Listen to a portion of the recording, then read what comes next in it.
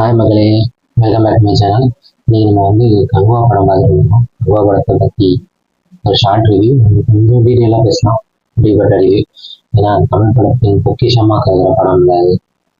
So கோலிவுட்டோட ப்ரைடை காப்பாற்றிருக்காங்களா இல்லையான்னு பார்க்கலாம். ஓகேவா?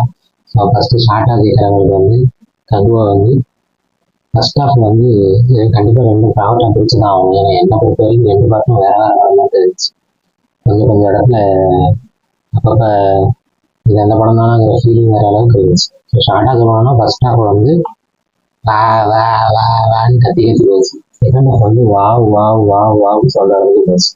சரியா? ஸோ இதான் ஷார்ட்டாக கேட்குறேன். ஸோ கண்டிப்பாக போய் எல்லாரும் படம் பார்க்கலாம். போய் பாருங்க. ஓகேவா?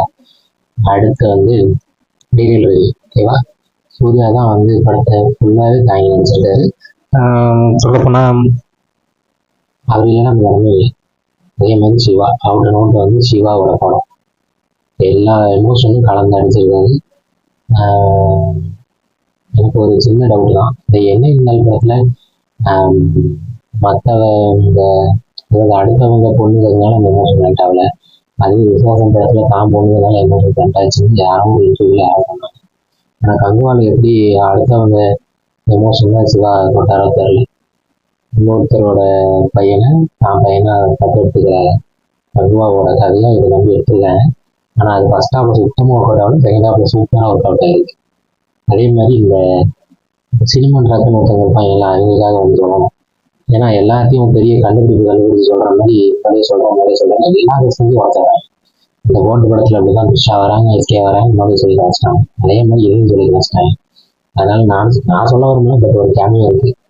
ஒரு ஃபர்ஸ்ட் சூர்யா ஃபேன்ஸ் மத்தியில் நான் பார்த்துட்டு இருக்கேன். சூரியன் ரசிகர்கள் கட்டினதோட அந்த கேமியாவுக்கு அவ்வளோ சவுண்டு திடீர்னு என்ன தெரியுது, தமிழ்மா வந்து கேமியாவை நோக்கி தான் போகுது. அது யார் ஆரம்பிச்ச வேலைன்னு தெரியல. அந்த செகண்ட் ஹாஃப்ல ஃபுல்லாகவே நல்லா தான் இருக்குது.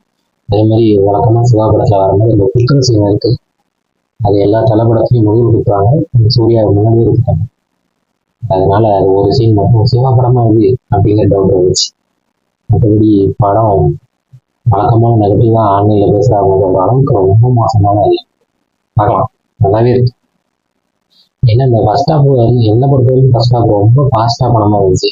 ஆனால் நான் டைம் நோட் பண்ணி பார்த்தா ஃபர்ஸ்ட் ஹாஃப்னா செகண்ட் ஹாஃப் கூட கொஞ்சம் லென்த்து போனேன். கதையில் பரபரன்னு போகுது எல்லாம். இன்ட்ரடக்ஷன் வருது, போகிற போக்கு இன்ட்ரடக்ஷன் பண்ணுறாங்க. அந்த கேரக்டரை பற்றி நீங்கள் டீட்டெயில் படிச்சுக்கோங்கன்ட்டு கீழே வேர்டிங்ஸ் போடுறாங்க. அது இப்படி வந்து போயிடுது.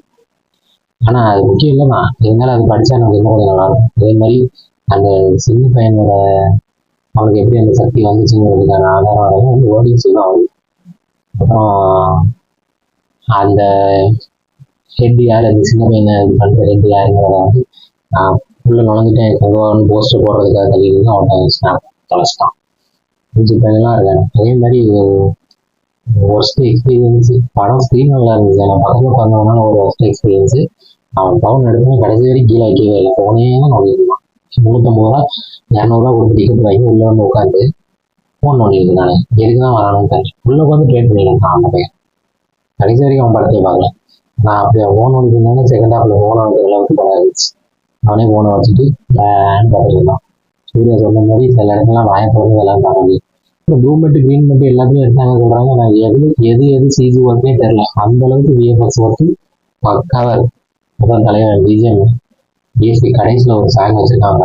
எனக்கு அந்த ஒரு சீன் மட்டும், அந்த கிளைமேக்ஸ் ஃபைட்டில் மட்டும் சில தெரிஞ்சு ஒரு சாங் போட்டிருக்கேன். நம்ம கேட்காத சாங் ஒன்று போட்டிருக்காரு.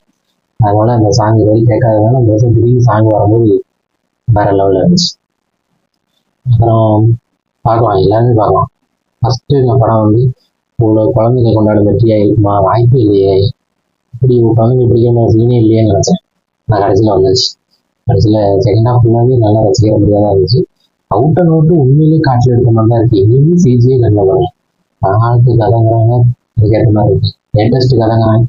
2024 போட்டதுக்கு தான் கொஞ்சம் வருஷத்துக்கு ஒரு 5 வருஷம் 10 வருஷம் கூட்டி கொடுக்கும். ஏன்னா வேற லெவல் அட்வான்ஸ் டெக்னாலஜிலாம் வச்சுருக்காங்க. 24ல் சாதாரண மக்கள் யூஸ் பண்ணுற மாதிரி அந்த டெக்கியாக காட்டியிருக்காங்க. எந்த கேரக்டர் பிடிச்சிருந்துச்சு அந்த கேரக்டர் பிடிச்சிருந்துச்சு. ஆனால் ஒரே ஒரு சின்ன விஷயம் எப்படின்னா, அந்த பையன் தலையில் கை வச்ச உடனே உங்களுக்கு எல்லாம் ஞாபகம் இருந்துச்சா? அந்த பையன் தெரியல எல்லாம் சொன்னானா? இல்லை அந்த பையன் பவர் மூலமாக சொன்னானா? இல்லை சூர்யாவுக்கு அந்த பவர் வந்துச்சா? இந்த சரி ஒன்றும் புரியல. ஆனால் இது கங்குவா 2 வந்து ஒரு பேங்கரோட முடிச்சிருக்காங்க.